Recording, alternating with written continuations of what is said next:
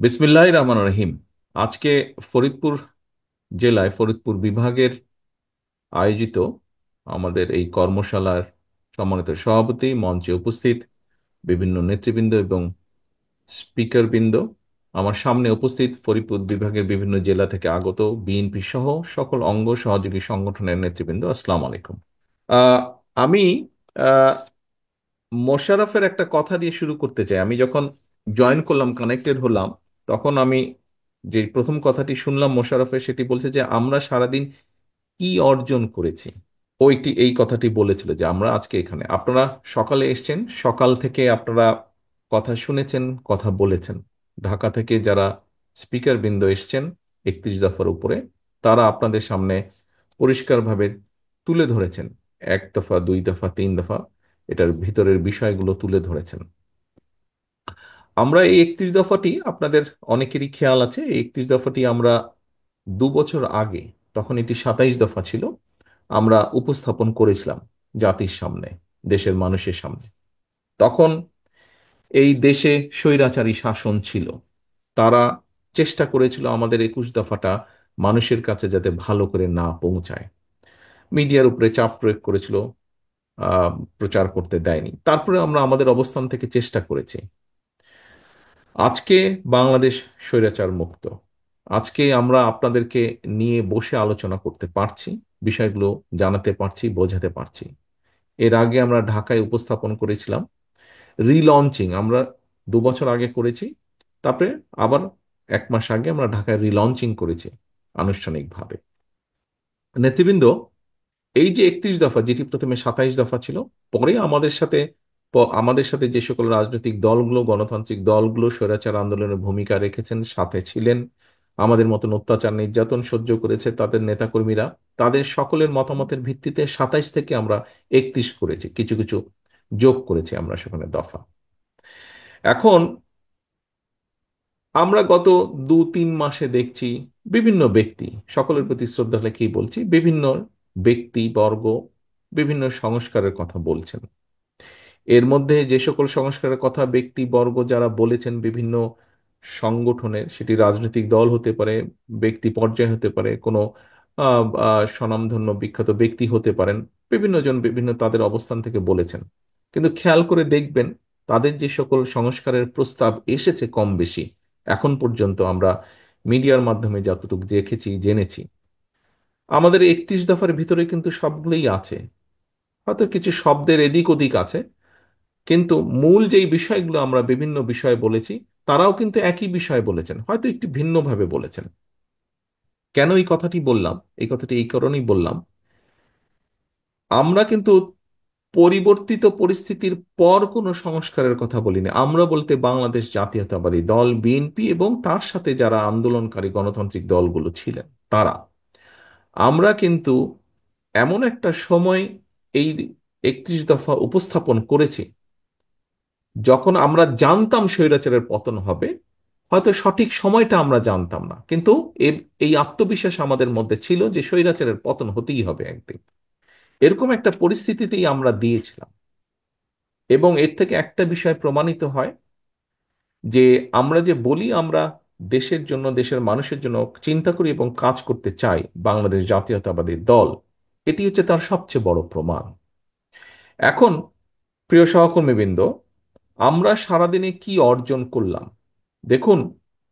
এখানে 31 দফা আছে, 31 দফা আপনাদের সামনে উপস্থাপন করা হয়েছে, আপনারা আপনাদের পক্ষ থেকে বিভিন্ন বিষয়গুলো তুলে ধরেছেন 31 দফার আলোকে। 31 দফায় আমরা একটি কথা বলেছি, লাস্টের পেজে আছে, ওখানে আমরা অ্যাড্রেস দিয়েছি, ইমেল অ্যাড্রেস দিয়েছি, যে এই 31 দফায় সবকিছু না।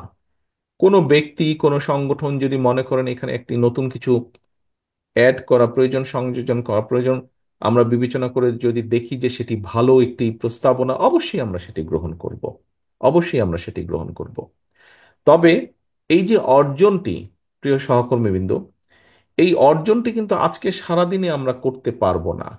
আগামীকালকেও যদি আমরা সারাদিন বসে তারপরে আমরা অর্জন করতে পারবো না, আগামী পরশুদিনও যদি তারপরে অর্জন করতে পারবো না। আমরা এই 31 দফার দফাগুলোর অর্জন কম বেশি তখনই করতে পারবো, যখন জনগণের সমর্থন নিয়ে আপনারা সরকার গঠন বা দেশ পরিচালনার সুযোগ পাবেন, তখনই আমরা এটি করতে পারবো। আমরা এই দফাগুলোর প্রত্যেকটি দফা, এর ভিতরে যেই কথাগুলো আছে, এই এই দফাগুলোকে সামনে রেখে আমরা যেই বিষয়গুলো বলতে চাইছি জনগণকে, এগুলো আপনাদেরকে আরো নিয়ে যেতে হবে মানুষের কাছে, প্রান্তিক মানুষের কাছে, জনগণের কাছে নিয়ে যেতে হবে। এখানে কৃষকের কথা আছে, এখানে শিক্ষকের কথা আছে, এখানে ছাত্রের কথা আছে, এখানে বিভিন্ন শ্রেণী পেশার শ্রমজীবী মানুষের কথা আছে। এই সকলের কাছে আপনাদেরকে এই বিষয়গুলো নিয়ে যেতে হবে, তুলে ধরতে হবে। আপনারা এখানে যারা আজকে উপস্থিত হয়েছেন, বিশেষ করে উপস্থিতি যারা আছেন, যারা কার্ড হিসাবে এখানে কার্ড গলায় দিয়ে যারা উপস্থিত হয়েছেন, আপনারা প্রত্যেকে কিন্তু বিএনপির একজন প্রতিনিধি, বিএনপির একজন অ্যাম্বাসেডর, বিএনপির একজন নেতা হিসেবেই আপনারা এখানে উপস্থিত আছেন। আমরা কেন্দ্র থেকে আপনাদের কাছে নিয়ে এসেছি, আমরা কেন্দ্র থেকে আপনাদের কাছে নিয়ে এসে, ক্যামেরাম্যান যে আছেন, ক্যামেরাম্যানকে আমি অনুরোধ করব যে আমাকে ফোকাসটা, যারা সামনে বসে আছে সবাই নেতৃবৃন্দ, তাদের দিকে দয়া করে ফোকাসটি দিন। আমি এখন স্টেজটি দেখতে পাচ্ছি, আমি স্টেজটি দেখতে চাইছি না, আমি সামনে নেতৃবৃন্দ যারা বসে আছে আমি তাদেরকে দেখতে চাইছি। ক্যামেরাম্যানকে অনুরোধ করবো ওই, হ্যাঁ, এই ফোকাসটি রাখুন, অথবা একটু লং শট হলে ভালো হয়। তো এখন নেতৃবৃন্দ, এই কাজগুলো কিন্তু আমরা কেন্দ্র থেকে নিয়ে এসেছি আপনাদের কাছে, আমরা বিভাগ এবং জেলার কাছে নিয়ে এসেছি। আপনাদের হাতে, জেলা নেতৃবৃন্দের হাতে আমরা কতগুলো, আজকে আপনাদের হাতে যে ফোল্ডারটি দেওয়া হয়েছে, এই ফোল্ডারের ভিতরে যা যা আছে, তার সেই বিষয় জিনিসগুলোই কিছু, সামান্য কিছু বেশি পরিমাণে আপনাদের জেলা নেতৃবৃন্দের হাতে আমরা তুলে দিয়েছি, বিএনপির জেলা নেতৃবৃন্দের হাতে। আমরা জানি আপনার এলাকা বেসিসে আপনার সাথে আপনার অঙ্গ সংগঠন যারা আছে, সকলের জন্য প্রত্যেকটি হাটে বাজারে যদি যান, প্রত্যেকটি পাড়ায় যান, এনাফ না। আমরা যতটুকু দিয়েছি একটি বক্সের মধ্যে, সেটি এনাফ না। এখানে আমাদের সকলের সম্মিলিত উদ্যোগ, প্রচেষ্টা, চেষ্টা প্রয়োজন। তাহলেই আমরা নিয়ে যেতে পারবো। কি সেটি? সেটি হচ্ছে আমরা আপনাদের কাছে, জেলা নেতৃবৃন্দের কাছে আমরা পেন ড্রাইভের মাধ্যমে সফট কপিগুলো দিয়ে দিয়েছি, যাতে করে আপনারা রিপ্রিন্ট করতে পারেন, প্রিন্ট করে নিতে পারেন এই কাগজগুলো আবার। অর্থাৎ আমরা আপনাদের কিছু দিয়েছি, আপনাদেরকেও সহযোগিতা করতে হবে। এখানে আমরা যারা আছি, আমরা সকলে মিলেই বাংলাদেশ জাতীয়তাবাদী দল। কাজে এখানে প্রত্যেকটি মানুষকে স্ব স্ব অবস্থান থেকে উদ্যোগ নিতে হবে, প্রত্যেকটি মানুষকে স্ব স্ব অবস্থান থেকে চেষ্টা করতে হবে।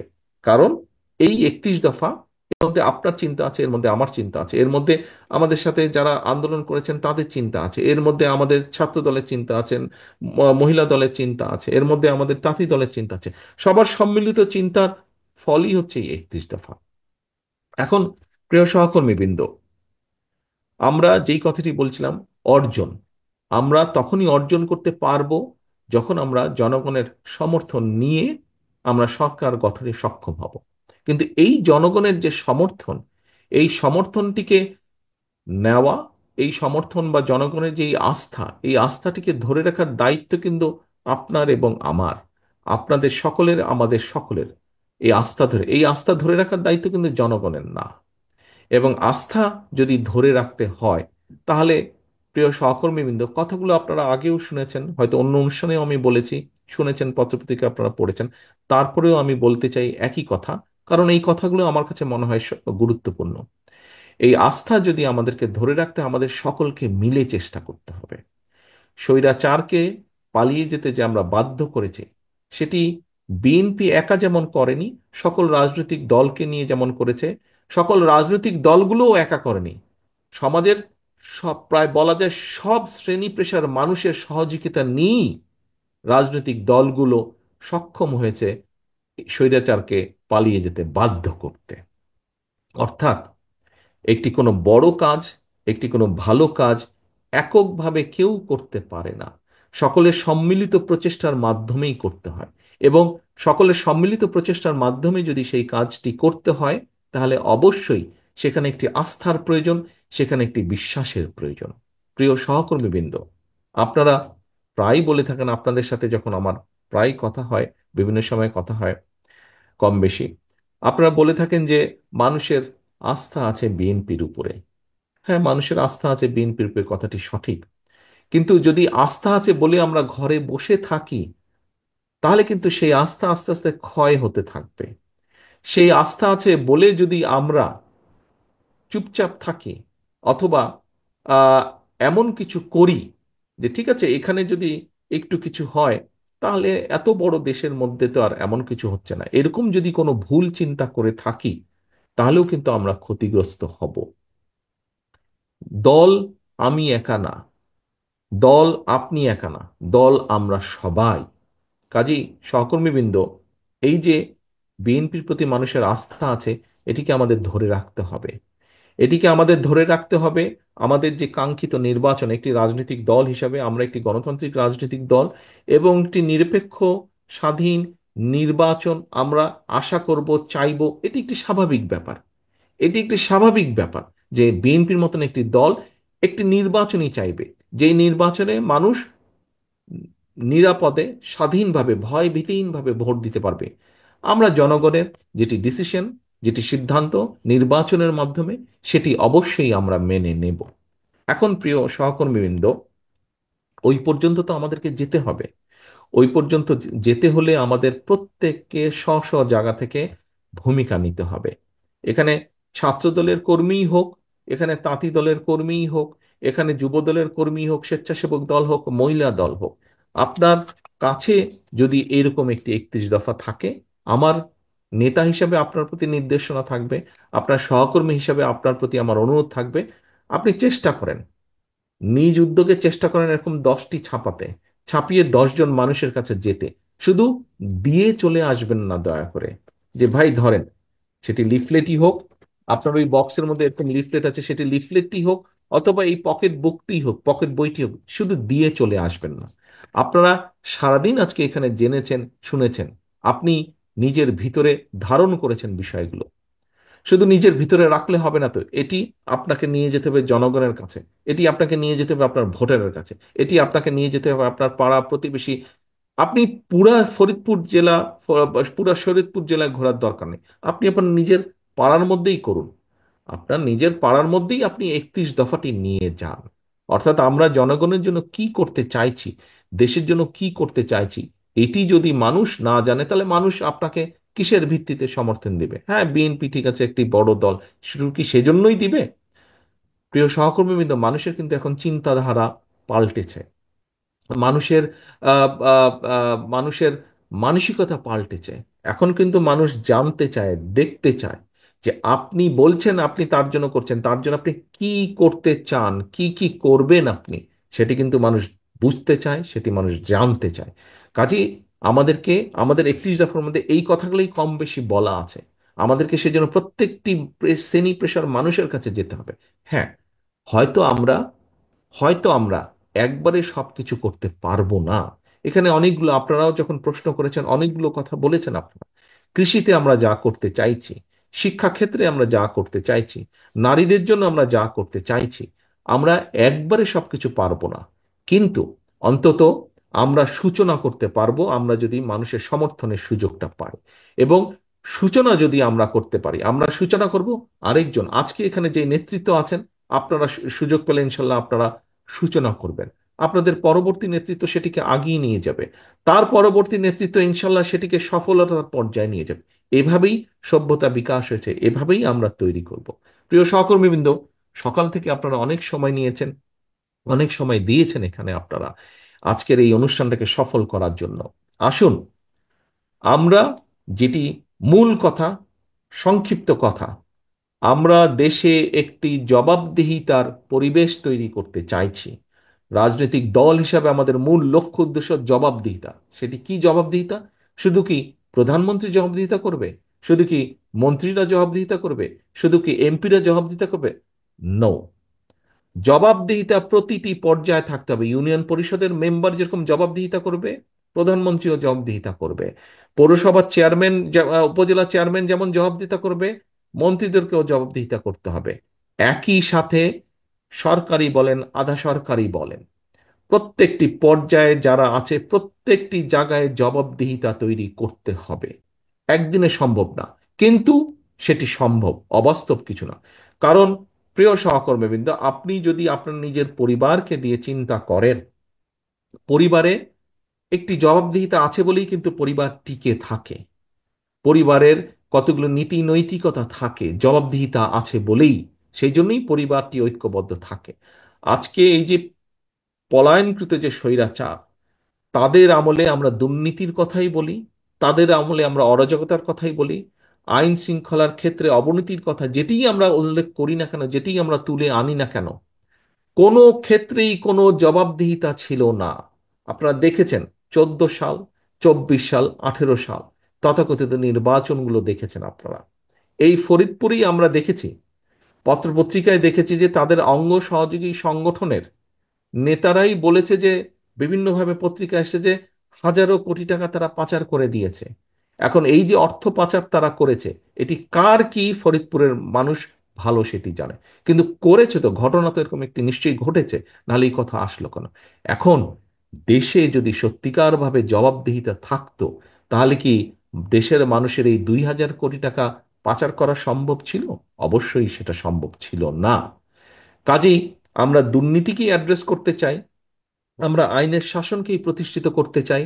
আমরা স্বাস্থ্য খাতে, এখানে একজন ডাক্তার সাহেব একটি কথা বলেছেন, আমরা স্বাস্থ্য খাতে এমন একটি পরিবেশ তৈরি করতে চাই যেখানে দেশের মানুষ দেশের চিকিৎসকের কাছেই চিকিৎসা সুবিধা নিতে পারবে।